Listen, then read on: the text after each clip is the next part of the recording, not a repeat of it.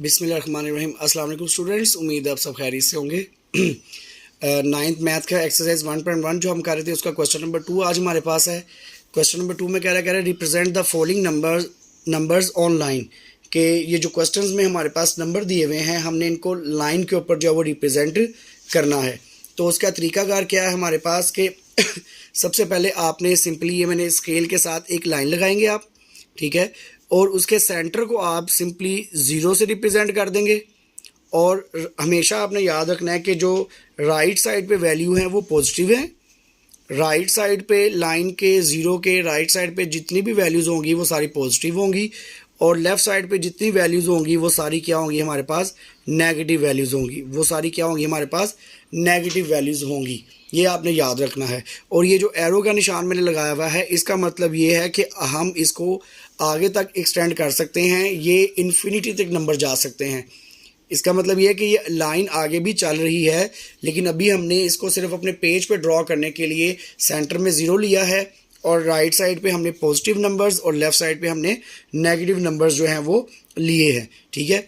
इससे भी कोई फ़र्क नहीं पड़ता कि इधर नंबर ज़्यादा हो जाए या इधर कम हो जाए, क्योंकि हमने जो नंबर रिप्रेजेंट करना है वो आपने इस लाइन के ऊपर रिप्रेजेंट करना है, वो नंबर आपके पास होना चाहिए।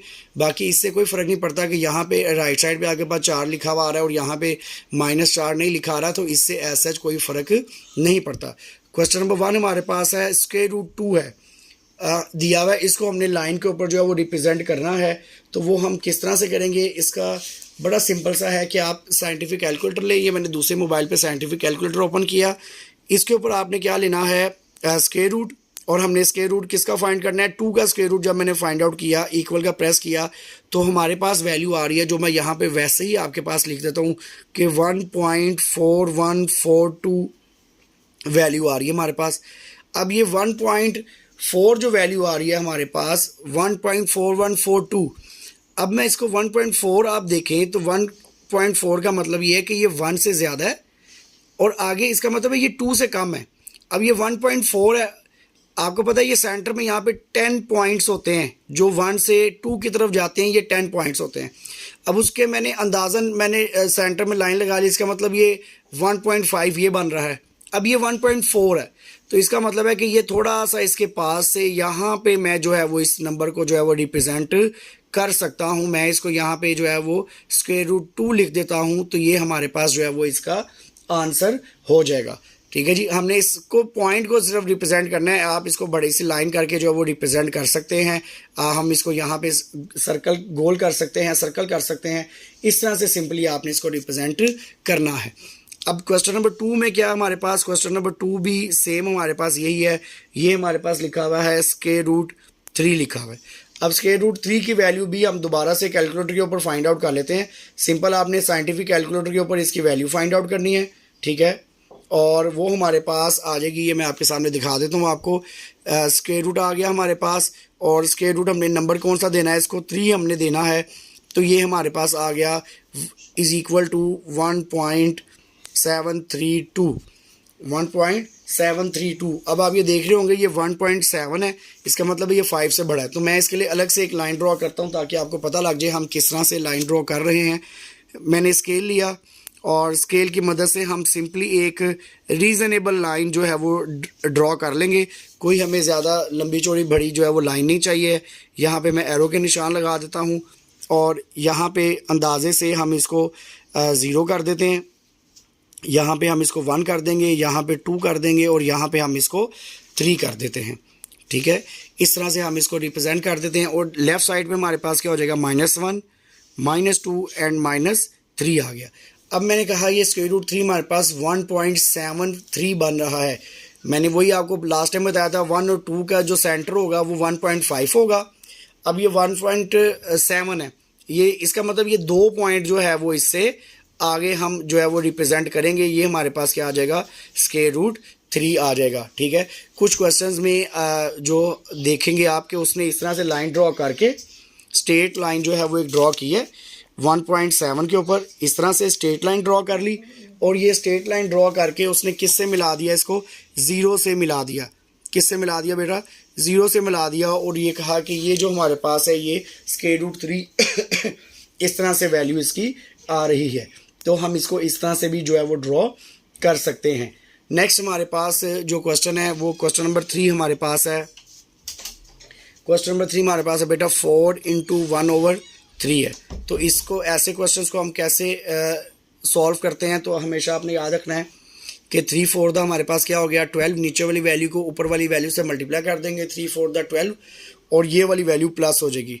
तो 12 + 1 हमारे पास क्या आ गया 13 डिवाइडेड बाय 3 आ गया हमारे पास, 13 डिवाइडेड बाय 3 आ गया। और अब इसी को आप सिंपली क्या करें, साइंटिफिक कैलकुलेटर लें और साइंटिफिक कैलकुलेटर पे आप हमने क्या फाइंड आउट करना है 13 डिवाइडेड बाय 3 कर दें तो हमारे पास आंसर आ रहा है 4.33 एंड सो ऑन। तो सिंपली हम इसको क्या करेंगे, ये आसान सा तरीका आपको बता रहा हूँ कि इसमें हम फिर वही बात कि एक लाइन ड्रॉ कर लेंगे और लाइन ड्रॉ करने के बाद सेंटर वाले को हम कह देंगे कि ये हमारे पास 0 है, ये हमारे पास 1 है, ये 2 है, ये 3 है और इस लाइन को मैं एक्सटेंड कर रहा हूँ क्योंकि ये 4.3 है तो मैं यहाँ पे इसको 4 रिप्रेजेंट कर रहा हूँ। यहाँ पे हमारे पास -1 आ जाएगा, -2 आ जाएगा, -3 आ जाएगा और मैं एरो के निशान लगा देता हूँ। ठीक हो गया, ये हमारे पास लाइन आ गई।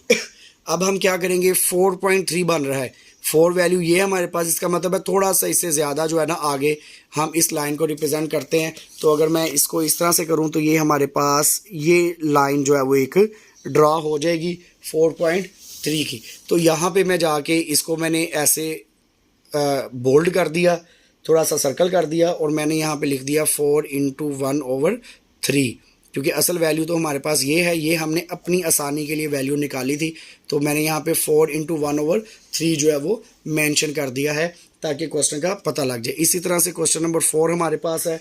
क्वेश्चन नंबर 4 हमारे पास है -2 1 डिवाइडेड बाय 7। अब ये माइनस आ रहा है तो इसका मतलब है ये माइनस वाली वैल्यू होगी। फिर हम उसी तरह से 7 टू द 14 + 1 15 डिवाइडेड बाय 7 आ गया। ठीक है जी, तो अब ये माइनस वाली वैल्यू है, माइनस ऐसे ही रहेगा। तो हम इसको साइंटिफिक कैलकुलेटर पे सॉल्व कर लेते हैं। हमारे पास क्या आ रहा है 15 डिवाइडेड बाय आ रहा है जी 7। तो ये हमारे पास इसका आंसर आया है माइनस के अंदर 2.142 और आगे भी वो कंटिन्यू कर रहा है इसको। अब ये माइनस का मतलब है कि ये नेगेटिव साइन की तरफ जो है वो आंसर इसका जाएगा। तो हम इसको लाइन को रिप्रेजेंट करते हैं स्केल की मदद से और ये मैंने लाइन ड्रॉ कर दी।